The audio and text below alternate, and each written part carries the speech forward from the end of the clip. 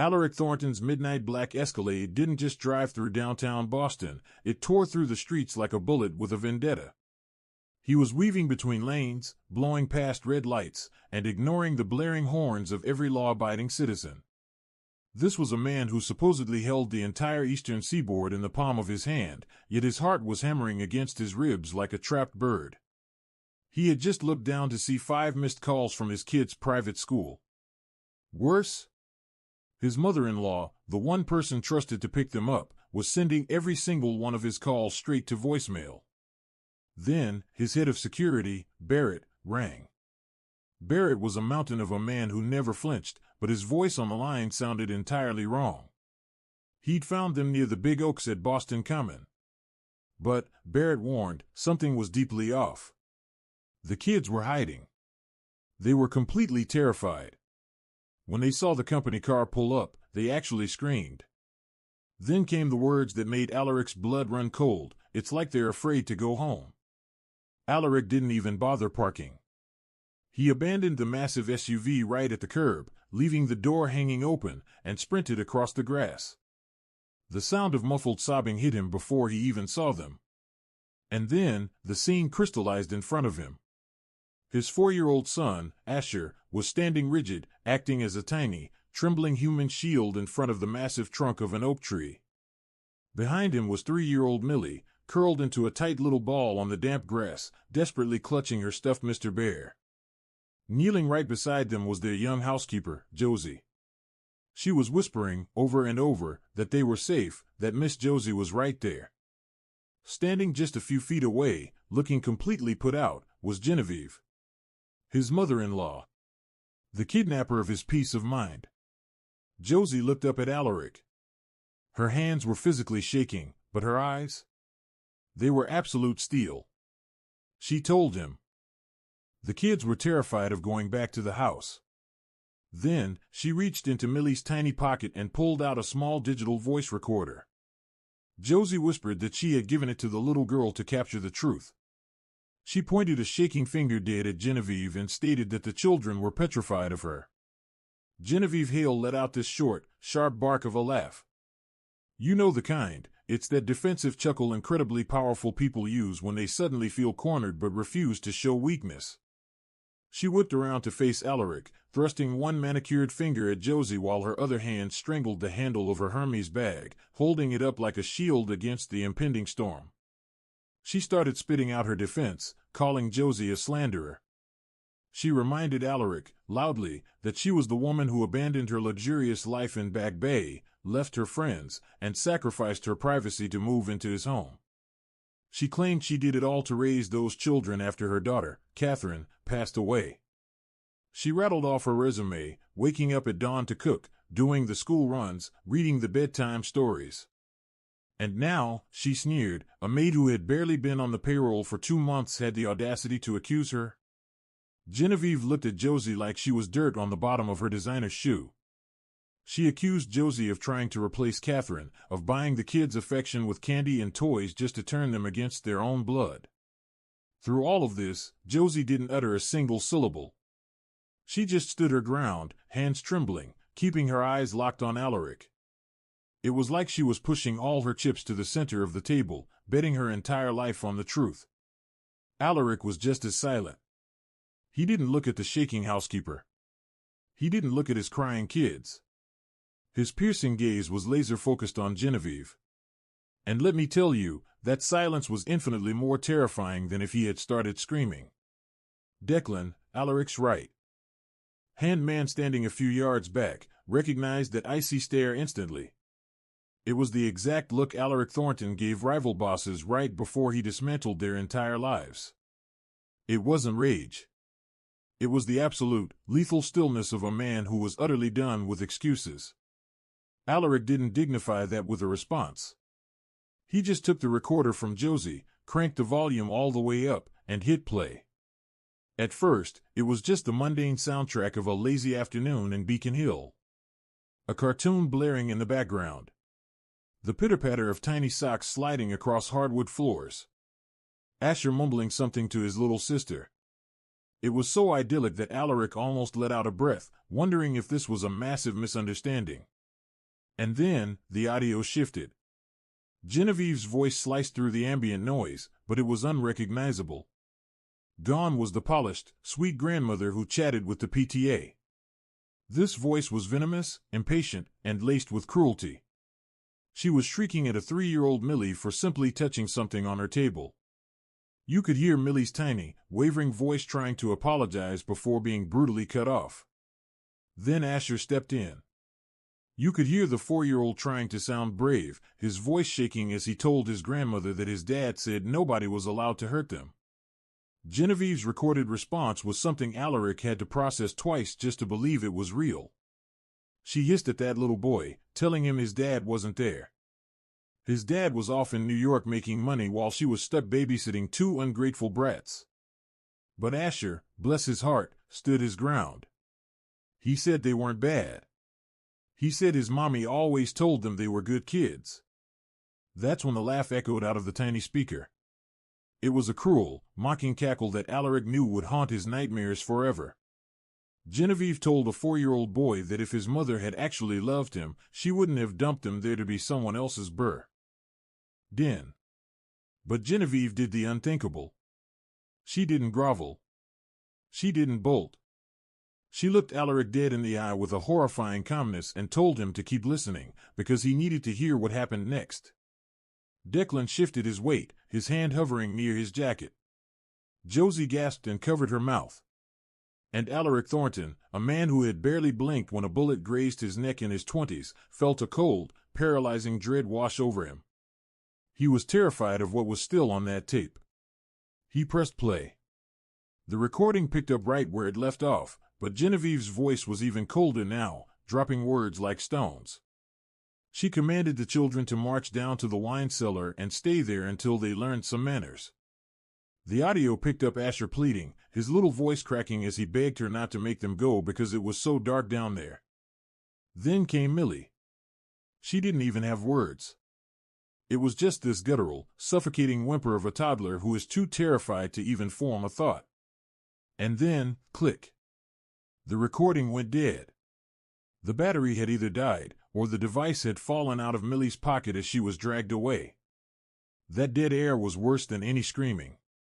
It was a blank canvas that Alaric's worst nightmares instantly painted over. He slowly lowered his arm. He didn't even acknowledge the woman who used to be his family. He looked at Josie and asked the only question that mattered, what happened after that? Josie swallowed hard. The trembling in her hands was still there, but her voice was finding its footing. The secret was out, and the dam was breaking. She explained that she had been dusting upstairs when she heard this muffled, desperate wailing coming from beneath the floorboards. She thought it was a game of hide-and-seek gone wrong. But the crying didn't stop. It just kept going, turning choked and frantic.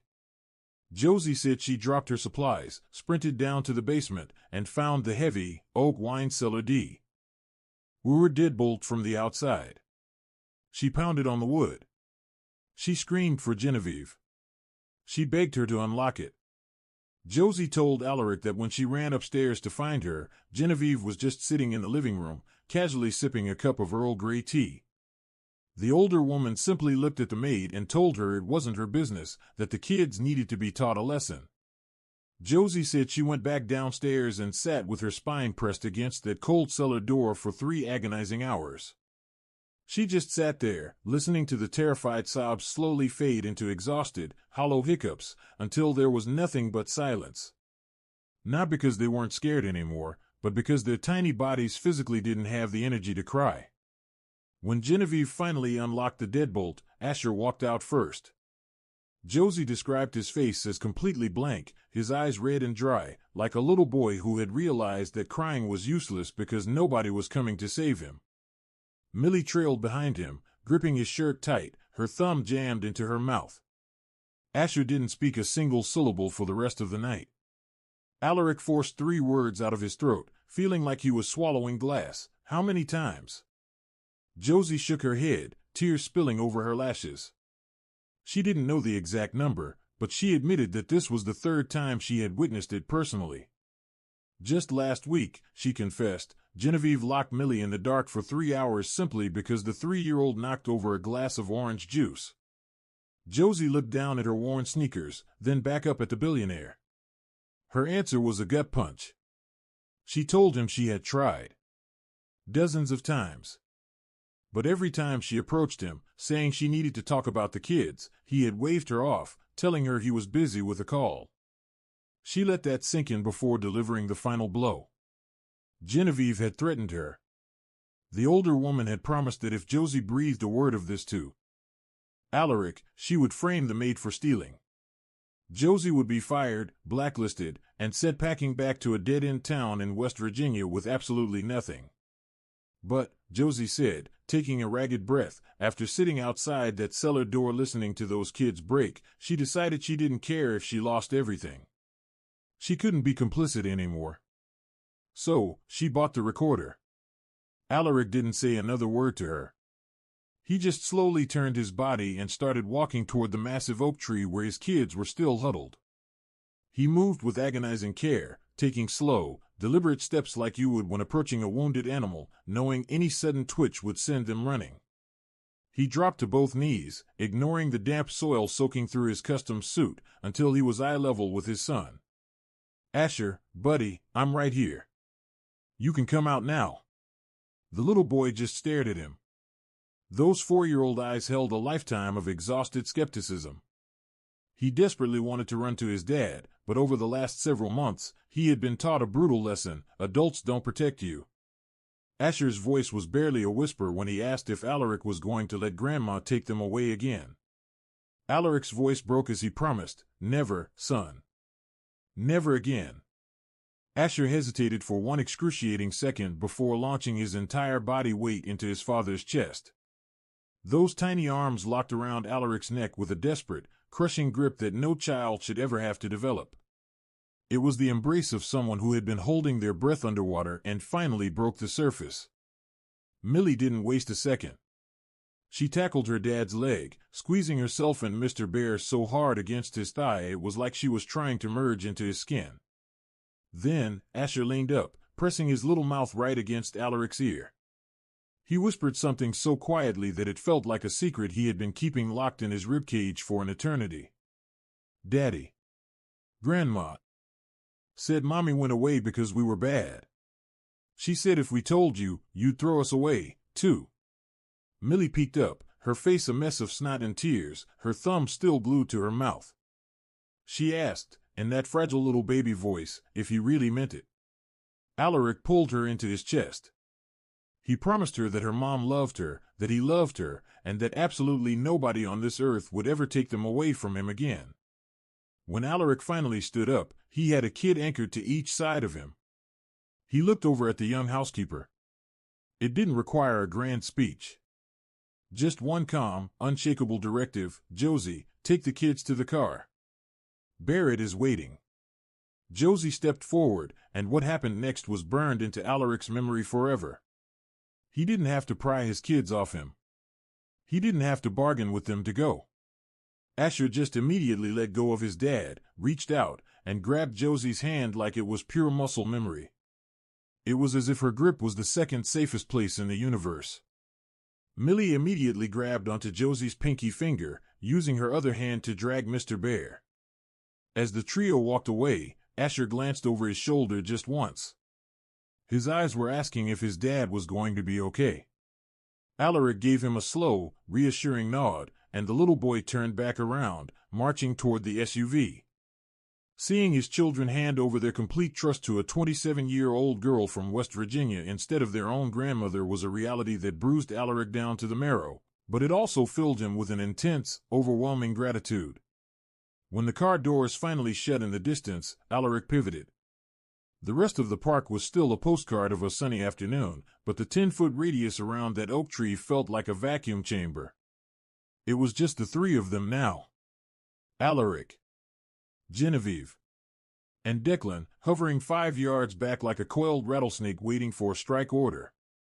Genevieve tried to play her absolute last card, rationale. She puffed up her chest, arguing that he was too soft.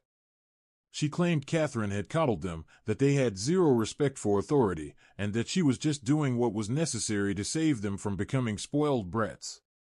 Alaric didn't shout. He didn't even raise his volume a decibel. But every word he spoke dropped like a cinder block.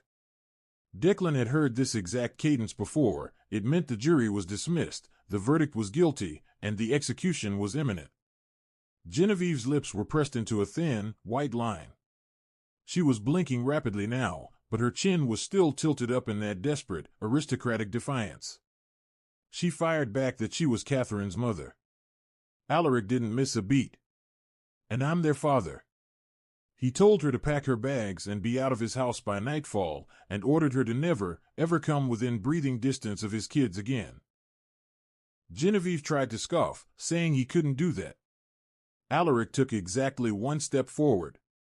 Just one. But the sheer gravitational pull of his fury made her physically stumble backward, her expensive heels slipping on the grass until she had to clutch her Birkin bag just to stay upright. This wasn't a dad losing his cool. This was the undisputed king of the Boston ports, a man who made senators stand at attention. He spoke with the clarity of a diamond cutter, warning her that if she even thought about contesting this, he would hand that audio file straight to the police. He let that hang in the air for a brutal few seconds. Then, he added that if she tried anything else, she knew exactly what he was capable of. It wasn't a threat. A threat implies there's a conversation happening. This was a blood promise. For the first time in her pampered life, Genevieve Hale was utterly speechless. She was a woman who manipulated the world with her silver tongue, but she had just crashed into a brick wall, and the wall didn't care about her vocabulary. When Alaric's Escalade finally pulled up to the Beacon Hill mansion, the sun was bleeding out over the horizon. He immediately noticed that Declan had been busy. Sitting neatly on the pristine front steps were two massive designer suitcases, packed with all the Burberry and silk Genevieve had moved in with 18 months prior. A yellow cab was idling by the wrought iron gates, its engine humming impatiently. Alaric carried Millie out of the SUV and grabbed Asher's hand, marching them up the stone steps. Barrett brought up the rear, his eyes scanning the manicured hedges like he was in a war zone, even though the only hostile was a 62-year-old socialite waiting in the foyer. Genevieve had swapped her wrinkled park clothes for an immaculate ash gray wool coat. Her silver hair was perfectly pinned, pearls in her ears, hands folded gracefully. If you didn't know better, you'd think she was checking out of the Ritz-Carlton, not being evicted. For abusing toddlers. You had to hand it to her, the woman could wear her pride like Kevlar. It was terrifying how easily she could wrap something so grotesque in such a pretty package. As they walked in, Genevieve maintained her icy composure. She looked Alaric in the eye and calmly stated that she hoped, one day, he would realize she only did what she did for the children's own good. Alaric didn't say a word. There was absolutely no response that wouldn't cheapen the gravity of the moment. Sometimes, silence is the heaviest weapon you can wield. But then, the unexpected happened. Millie, who had been hiding behind her dad's leg like a shadow, suddenly unlatched her hand from his pants. She took a few wobbly steps forward on the hardwood floor, letting Mr. Bear drag behind her, and stopped right in front of the woman who had made her life a living hell. She looked up, her big eyes still red and puffy, and asked a question with the brutal, unfiltered honesty that only a 3-year-old possesses. "Grandma, why are you so mean to us?" Genevieve's voice cracked as she whispered, "You're good children." It was the only honest thing she had said in a year and a half. Without another word, she bent down, grabbed the heavy suitcases herself, and walked out the door. No hugs. No goodbyes. Just the rhythmic click-clack of her heels echoing down the gravel driveway. The heavy taxi door slammed, the engine revved, and the car slinked down the street until its red taillights faded into the Boston night. She was gone. Asher and Millie stood frozen in the doorway until the car was completely out of sight. Neither shed a tear. Millie just squeezed Mr. Bear a little tighter, and Asher squared his tiny shoulders, trying to carry a burden that was way too heavy for his age. Alaric scooped Millie up, grabbed his son's hand, and walked inside. He slammed the heavy oak door shut and twisted the deadbolt. The loud, metallic click echoed through the foyer like a gavel striking a sound. Block. It was over. As they walked up the long, sweeping staircase, past the vibrant paintings and antique rugs Catherine used to love, Asher gripped his dad's hand with white knuckles. He didn't ask if Grandma was coming back.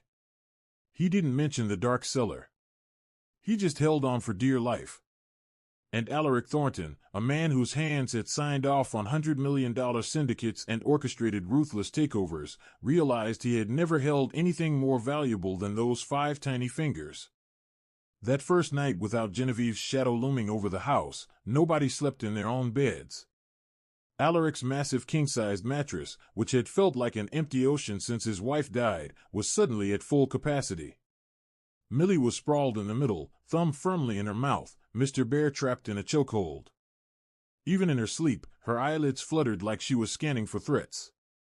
Asher was glued to Alaric's right side, his back pressed tight against his dad's ribs. He wasn't cold, he just needed physical proof that his father wasn't going to vanish into thin air like his mother did. Alaric just laid there on his back, staring blindly at the dark ceiling, listening to the broken, hitching breaths of his kids. He was guarding them with the exact same hypervigilance he used to protect his shipping empires, except this cargo was infinitely more precious.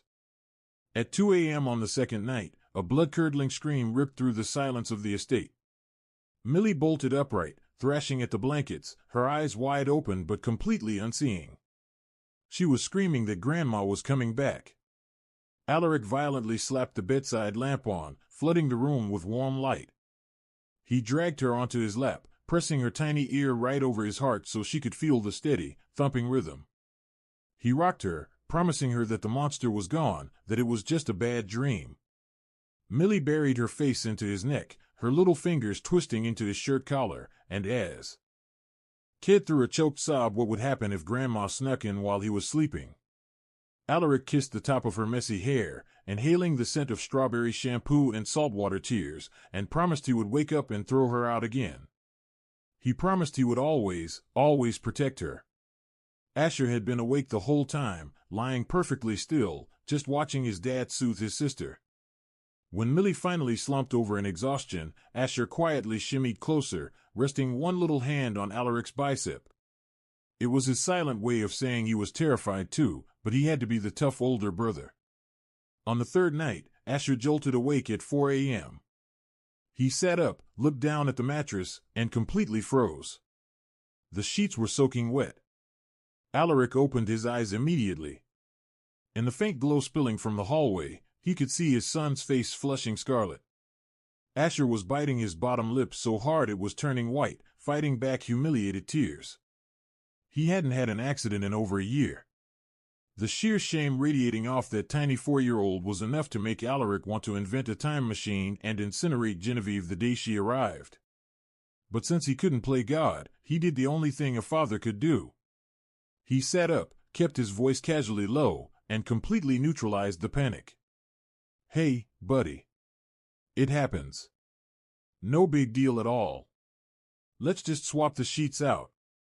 He gently moved a sleeping Millie, stripped the bed, got Asher into dry dinosaur pajamas, and tucked him back in.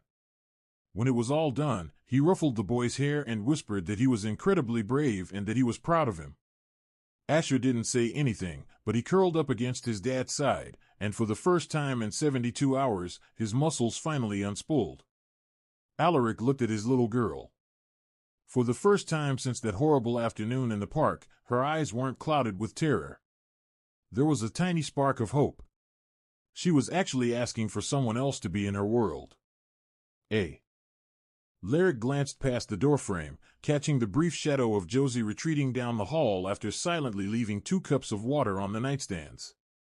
She never asked for credit, she just took care of them.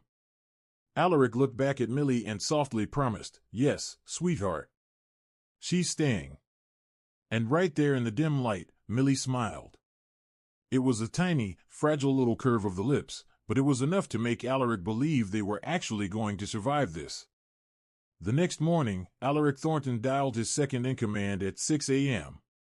He gave 3 rapid-fire orders, cancel all his meetings, scrap the Atlantic City operation, and if anyone dialed his personal cell, they better be bleeding out. Declan simply said, "Understood, boss," and clicked off. Then, the most feared man in Boston walked into his own massive kitchen and attempted to cook breakfast for the first time in his life. It was a total disaster. The toast was charred into black hockey pucks. The fried eggs were rubbery and curling at the edges. The cereal bowls were overflowing with a tidal wave of milk. He carried the plates to the table, looking dead serious. Asher stared at the culinary crime scene, looked up at his terrifying father, and said with brutal, 4-year-old honesty, "Daddy, it's burned." Millie looked at the pathetic excuse for an egg, and then a miracle happened. She giggled. It was a rusty, shaky little sound, like she had forgotten how her vocal cords worked, but it was undeniable laughter.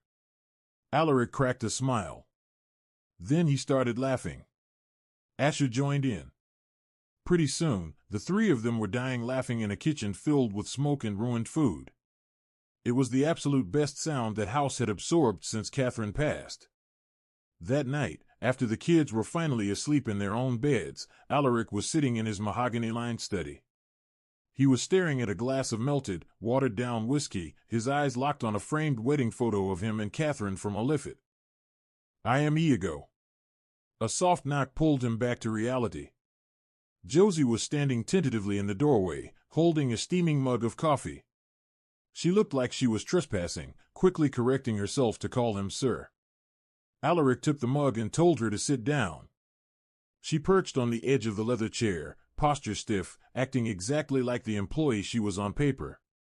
It hit Alaric that even though she was the glue holding his family together, she had no idea where she actually stood in this house. He leaned forward and asked her point blank, "Why do you care this much? You could have quit. You could have found a much easier gig and just walked away." Josie stared out the window at the streetlights bleeding through the fog. She took a deep breath, deciding to peel back the armor she wore. She told him her mom died of cancer when she was 6. Her dad didn't know how to cope, so he crawled inside a bottle and got mean. She talked about how she and her little brother used to hide in the dark of their closet, hands clamped over their ears, just praying for the screaming to stop. She looked Alaric right in the eyes, not as a maid looking at a billionaire, but as a survivor looking at a father. She told him that when she saw Asher trying to be a shield, and Millie using a stuffed bear as a life raft, she was transported back to that closet in West Virginia. "I couldn't walk away," she whispered, her voice fierce. "I had to be the person I prayed would come save me back then." The silence that followed wasn't heavy or oppressive, it was the sacred quiet of two people truly seeing each other for the first time. Alaric looked at this young woman in her plain blue uniform. Life had tried to break her, but instead of turning bitter, she forged herself into a shield for kids who weren't even hers. He remembered his late wife, Kate, once telling him that the bravest people on earth are the ones who have been broken but still choose to protect others. He realized Kate was talking about people exactly like Josie Whitfield. Alaric's voice was softer than anyone in his ruthless world had ever heard it. "Josie, I think it's time you stop calling me Mr. Thornton. We're family now. Call me Alaric." She looked at him, and a genuine, radiant smile broke across her face. It was the smile of someone who had finally found home. Until a Tuesday afternoon, when Alaric's burner phone vibrated. He was out back watching Josie teach Millie watercolors. He answered, and a shaky, terrified young woman's voice came through the speaker. She introduced herself as Paige Holbrook, Genevieve Hale's personal assistant for the last 6 months. She told him she had just quit because she couldn't stomach what Genevieve was planning to do to him. Alaric instinctively stepped away from the yard, slipping right back into boss mode. "What plan?" he demanded. Paige refused to say it over the phone, insisting they meet in person. They met at a dimly lit, discreet cafe in Back Bay. Paige was a nervous wreck, constantly checking the door. She slapped a thick manila folder onto the table and spilled everything. Genevieve hadn't given up, she had just gone underground. She hired private eyes to dig up dirt on Alaric, hackers to breach his financials, and track down ex-employees. She was desperate to find a scandal. And what did she find? Alaric asked, his face a mask of stone. Paige looked almost bewildered. Nothing. Your personal life is completely spotless. It was an ironic twist. The most dangerous man in Boston had a cleaner record than the city's politicians, simply because Alaric knew that personal baggage gets you killed in his line of work. But Paige leaned in, her voice dropping to an anxious whisper. Since Genevieve couldn't find real dirt, she started manufacturing it. Paige opened the folder, revealing forged emails, fake wire transfers, and contracts with an actress hired to claim Alaric harassed her. She was building a massive, fabricated smear campaign to paint him as a drug-addicted, negligent father. But that wasn't the worst part. Paige swallowed hard, her eyes filled with disgust. Genevieve was getting ready to drop the nuclear option. She was going to file an anonymous, highly detailed report to Child Protective Services with accusations so horrific that the state would be forced to immediately remove the children from his custody pending an investigation. Alaric sat dead still for 10 agonizing seconds. He didn't flip the table. He didn't raise his voice. But the veins in his neck were bulging, and his knuckles gripping his coffee mug were bone white. It was the pure, visceral disgust of a father realizing his own flesh and blood was being used as ammunition. He asked Paige why she was risking her neck to tell him this. She looked him in the eye and said she had seen the surveillance photos of his kids. They looked happy and safe, and she refused to help ruin their lives. Alaric stood up, grabbed the folder, and told her 2 things. First, thank you. Second, if Genevieve ever breathed in her direction again, call the number on the card he slid across the table. Declan would handle it. The second Alaric got in his car, he called his fixer. He gave cold, precise instructions, build an ironclad restraining order with the best lawyers in the state, and put a permanent tail on Genevieve. But what Alaric didn't know was that while he was sipping coffee in Back Bay, his mother-in-law had already pulled the trigger. She had made the call to CPS. 2 weeks later, the doorbell rang. Barrett checked the security feeds and gave Alaric a grim look. It's a state worker, sir. Alaric's stomach dropped, but his face remained impassive. He had been waiting for this. Standing on his porch was Constance Riggs, a no-nonsense CPS investigator with a clipboard and a gaze that didn't miss a speck of dust. She introduced herself and stated she was there to investigate an anonymous tip alleging severe neglect, illegal substances, and Hild endangerment. Riggs looked uncomfortable, likely sensing that this was a weaponized report, but the law required her to follow through. Alaric stepped aside and welcomed her in. He knew this was the most high-stakes war he had ever fought. If this woman dug too deep and realized that Alaric Thornton, the loving dad, was also Alaric Thornton, the undisputed king of the Boston underworld, he would lose his kids forever. But Riggs wasn't the FBI, she was there to check on toddlers. And that was a test Alaric knew he could ace. For 3 grueling hours, Riggs inspected every inch of the estate. She saw the pristine bedrooms, the fridge packed with organic produce, the walls plastered in crayon art. She interviewed the kids gently. Asher chatted away about school and how his dad was a terrible cook but tried really hard. When Riggs asked Millie if she liked living there, the little girl sprinted into the kitchen and grabbed a drawing. It was 4 stick figures, a tall man in black, 2 tiny kids, and a woman in blue. "This is my family," Millie proudly announced, pointing to the blue figure. "This is Mommy Josie." Riggs looked at the drawing, then looked up at Josie standing by the stove. The investigator's professional mask cracked into a warm, knowing smile. She interviewed Alaric and Josie, and their stories lined up perfectly because they weren't lying, they were just living their lives. Finally, Riggs sat Alaric down in the living room, snapped her folder shut, and cleared him. She said the house was immaculate and the kids were thriving. But she leaned in and gave him a grave warning. Whoever filed that report knew his family intimately, and people like that rarely stop at one attempt. Alaric walked her to the door, thanked her, and waited until her sedan turned the corner. Then, he picked up his phone. It was time to end this. 48 hours after that, Genevieve Hale opened the front door of her luxury townhouse to find a thick manila envelope sitting on her welcome mat. No return address. Inside was a complete photocopy of her entire plot, every hacked email, every wire transfer to the Priva. TEIs, every script she wrote for the actress. Clipped to the very front was a single piece of paper with one handwritten sentence in bold black ink: "This is your final warning. There won't be a next time." Genevieve knew her son-in-law well enough to know that wasn't a metaphor. It was a guarantee. She never called again. The private eyes vanished. The harassment stopped.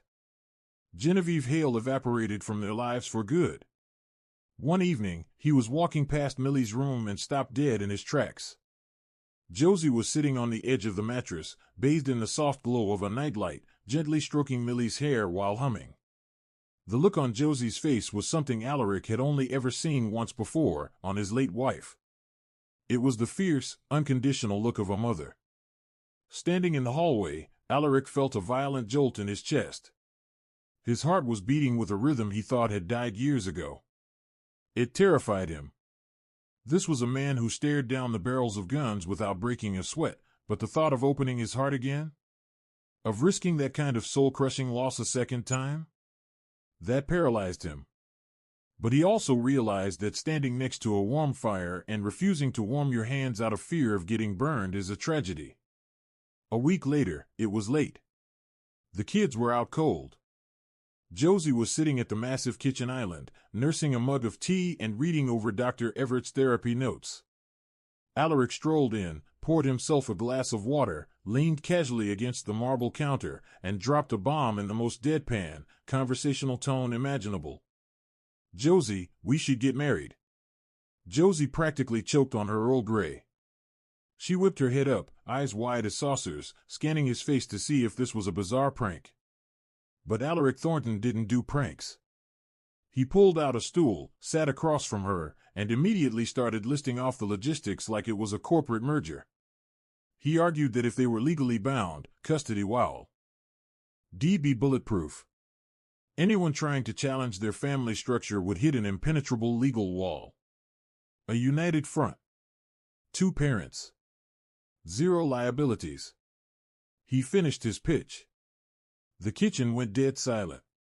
Alaric, a man who read microexpressions for a living, saw her face drop. It was just a fraction of an inch, a slight downturn of her mouth, a dimming in her eyes. It was disappointment. She thought he was offering her a business contract. A strategic Mafia move to secure the perimeter. Josie swallowed her pride, slipping her professional mask back into place. "Right," she said, her voice hollow. "That makes total sense for the kids." She set her mug down and moved to stand up, resigning herself to being an employee forever. Alaric reached across the island and gently wrapped his massive hand over hers. He didn't pull her, he just grounded her. She stopped, looking down at their hands, then up into his eyes. "That's the sensible reason," Alaric murmured softly. "But I haven't told you the real reason." Josie slowly sat back down. "The real reason is that I am completely in love with you. I don't even know when it happened. Maybe it was when you threw yourself in the dirt to shield my kids. Maybe it was when I heard you singing Kate's songs just to stop Millie from crying. I love you, Josie. Not because I need a tactical advantage, but because you are the absolute best person I have ever known." Tears spilled over Josie's eyelashes, tracking down her cheeks. She didn't wipe them away. She let them fall, just like Alaric had in the park all those months ago. Because sometimes, being vulnerable is the ultimate flex of strength. "I love you too," she choked out, laughing through the tears. "And I love those kids like they're my own, because they are mine." 3 months later, they tied the knot in a gorgeous, sun-drenched chapel in Beacon Hill. It wasn't a media circus. No politicians, no mob bosses. Just the people who survived the war together. Declan was the best. Man. Dr. Everett was in the front row. Barrett stood guard at the back doors, fighting a losing battle against his own tear ducts. Asher was the ring bearer, looking so incredibly serious you'd think he was transporting state secrets on that little velvet pillow. Millie was the flower girl, and she hurled so many petals the aisle looked like a botanical explosion, grinning the entire time. The vows were simple and raw. Alaric looked at his bride and said, "You walked into our lives wearing a blue uniform, and you became the absolute heart of this family." Josie looked back and promised, "I will love your children like my own, because they are mine. And I promise to love you with everything I have. Every single day." When the priest finally said they could kiss, the kids didn't even wait for the applause. They sprinted up the steps. Asher tackled his dad's waist. Millie grabbed Josie's leg. The sudden impact sent all four of them toppling over into a laughing, chaotic pile of tulle and tuxedo right there on the altar. It was perfect, messy, unbridled joy.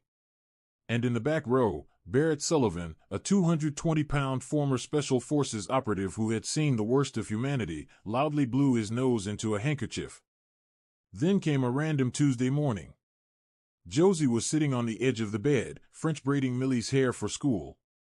Out of nowhere, without even turning around, Millie casually stated, "Thank you, Mom." Josie physically froze. Her fingers locked up in the blonde hair.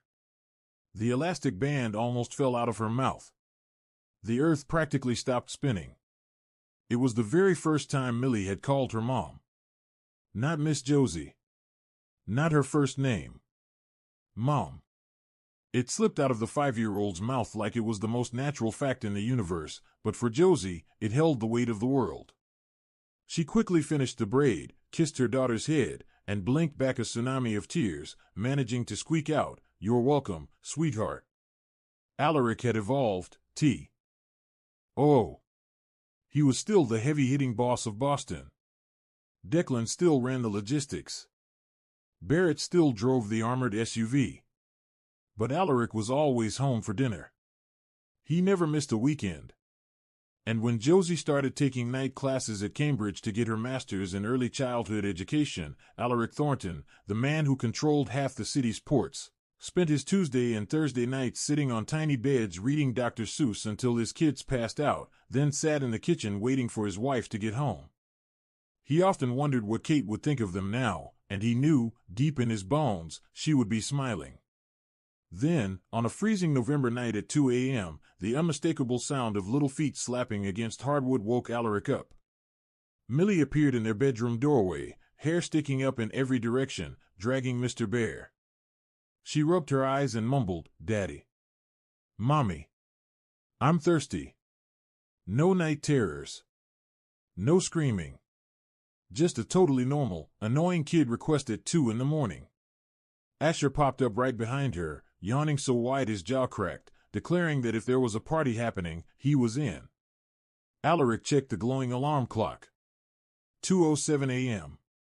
He looked over at Josie, whose hair was a messy bird's nest. They exchanged that exhausted, deeply satisfied look that only parents know. "Hot chocolate for everyone?" Alaric offered. Millie's eyes lit up like fireworks. "With marshmallows?" "With extra marshmallows." 5 minutes later, the kitchen was absolute chaos. Josie was at the stove in her pajamas, whisking cocoa powder and humming. Asher and Millie were parked on the marble counter, aggressively negotiating their marshmallow rations, escalating from 5 to 10 to the whole bag, until Josie laid down the law, 4 each. And they instantly shut up, because Mom's word was gospel. Cocoa powder was everywhere. Milk was dripping on the floor. Asher was trying to shove all 4 marshmallows into his cheeks at once, looking like a deranged chipmunk, making Millie laugh so hard she practically choked. Alaric stood back, leaning against the pantry, holding his mug, just absorbing the scene. 2 years ago, he found his kids broken and shivering under a tree. Now, they were a loud, messy, sticky family laughing at 2 a.m. He realized he would gladly burn his entire empire to the ground to keep this exact moment safe forever. Josie noticed him staring and asked what he was thinking. "Just that we're the luckiest people on earth," he smiled. Asher swallowed his mouthful of sugar and corrected him with deadpan sincerity. "It's not luck." Millie nodded vigorously. "It's love and bravery. Mom is brave, and Dad chased the bad grandma away. Asher nodded sagely. And now we're a real family. Millie slammed her little fist on the counter for emphasis. Forever. Alaric set his mug down, dropped to his knees right there on the sticky floor, and opened his arms. All three of them dogpiled him. It was a messy, chaotic, chocolate-covered group hug in the middle of the night, and it was the single greatest moment of Alaric Thornton's life.